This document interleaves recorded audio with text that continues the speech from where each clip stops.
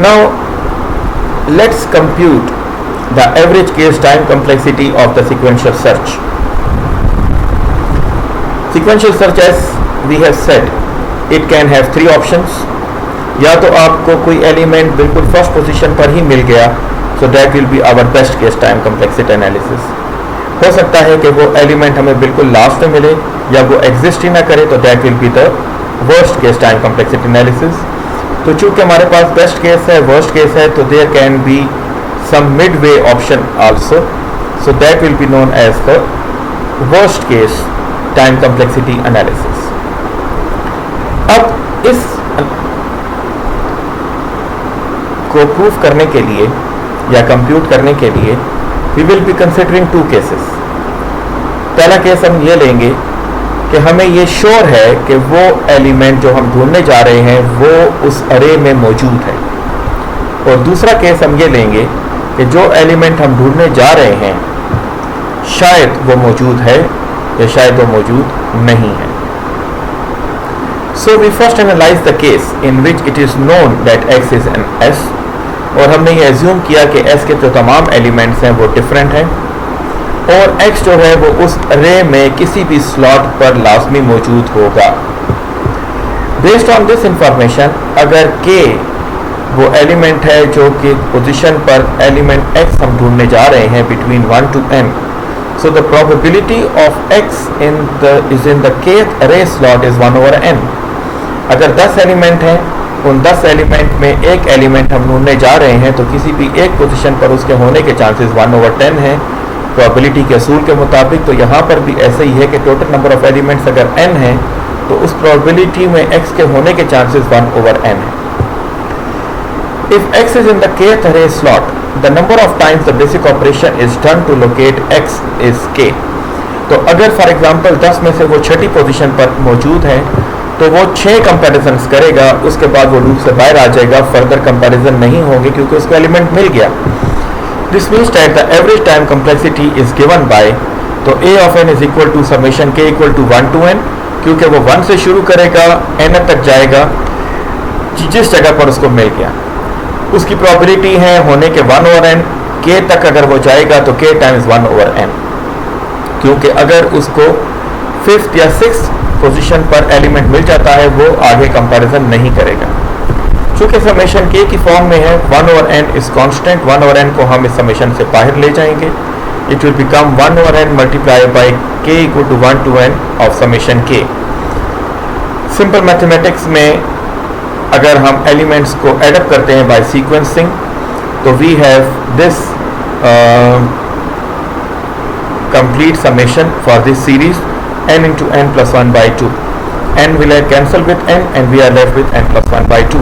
So the average case time complexity, अगर x हमें पता है कि वो मौजूद है S में, so this is the value. Now we take the case जहाँ पर हम एज्यूम करते हैं कि x अरे में मौजूद नहीं है. इसका मतलब ये है कि किसी एक पोजीशन पर उसके होने के चांसेस अगर p हैं तो ना होने के चांसेस 1 minus p हैं. फार्मूला सेम है, लेकिन बजाय इसके कि हम 1 over n लें, यहाँ पर we will take now p over n, क्योंकि p इसके होने के चांसेस हैं plus n times 1 minus p, कि उसके ना होने के चांसेस 1 minus p और n is the total number of elements in the अरे. यहाँ पर भी p over n is constant, वो बाहर आ जाएगा.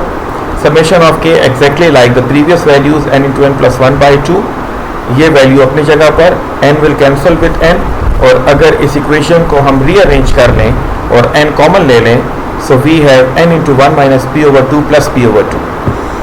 If we are sure that the element is present, आप p की वैल्यू को 1 पुट करें, you will get exactly the same formula as we find over here n plus 1 by 2.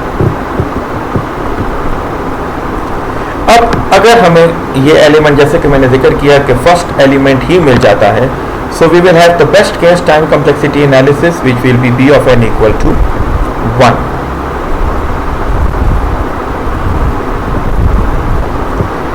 Till now we have discussed complexity analysis as a function of time. जो कि सबसे बेहतर तरीका है किसी भी एल्गोरिथम्स के एनालिसिस को डिस्कस करने का।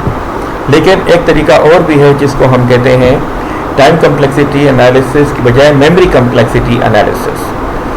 यहाँ पर इस कोर्स में चूँकि we will be more focusing on time complexity analysis, लेकिन अगर हम मेमोरी कम्प्लेक्सिटी एनालिसिस भी कंसिडर कर लें, so we will have a general term which is known as complexity function, जो कि मैप करता है पॉजिटिव इंटीजर्स को नॉन नेगेटिव रियल्स के साथ। As I have told you repeatedly in the previous lectures, positive integers means those who are starting from value 1, जबकि non negative रियल्स वो होंगे जो कि 0 से स्टार्ट होंगे, 0, -1 एंड सो ऑन। तो कम्प्लेक्सिटी फंक्शंस को हम डिनोट करेंगे t ऑफ n की बजाय f of n, g of n, जो कि टाइम भी हो सकता है और मेमोरी भी हो सकता है। एग्जाम्पल, हमारे पास complexity functions they can be f of n equal to n square, that can be log n, 3n square plus 4n। ये वो तमाम कम्प्लेक्सिटी फंक्शंस की एग्जाम्पल हैं जो कि मैप कर रहे हैं पॉजिटिव इंटीजर्स को नॉन नेगेटिव रियल्स के साथ।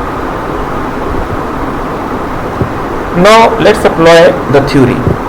Suppose we have two algorithms for the same problem with the following every case time complexity: n for the first algorithm and n square for the second algorithm. तो दो algorithm हमारे पास हैं, एक की time complexity n है, एक की n square है, और उनको हम किसी एक कंप्यूटर, दो कंप्यूटर्स पर चलाते हैं। एक कंप्यूटर जो है, it takes 1000 times as long to process the basic operation once in the first algorithm it takes to process the basic operation in the second algorithm. तो फर्स्ट एल्गोरिथम को चलाने के लिए 1000 टाइम्स होता है टाइम लेता है, सेकंड एल्गोरिथम के केस में वो कम टाइम लेता है। इसका मतलब ये है कि if t is the time required to process the basic operation once in the first algorithm, 1000 t is the time required to process the basic operation once in the second algorithm. Now let's assume that the time taken to execute the overhead instruction is negligible. तो फिर the time it takes the computer to process an instance of size n are n into 1000 t for the first algorithm and n square into t for the second algorithm. तो अब अगर इस algorithm की efficiency को हम compute करते हैं तो as we discussed n square multiplied by t is greater than n multiplied by 1000 t. n will cancel with n, t will cancel with t, and we are left with n greater than 1000. If the application never had an input size larger than 1000, the second algorithm should be implemented. Before proceeding, we should point out that it is not always so easy to determine precisely one algorithm is faster than another. ये एक अच्छा तरीका तो हो सकता है दो algorithms को कंपेयर करने का, लेकिन ये कोई बेस्ट तरीका नहीं है, क्योंकि यहाँ पर भी हमने एज्यूम किया कि ओवरहेड इंस्ट्रक्शंस को हमने नेग्लिजिबल लिया हुआ है। अगर उनको भी कंसिडर कर लें तो शायद सूरत हाल मुख्तलिफ निकल आएगी। Anyhow, thank you very much and we will continue more in detail in the next upcoming lectures. Thank you.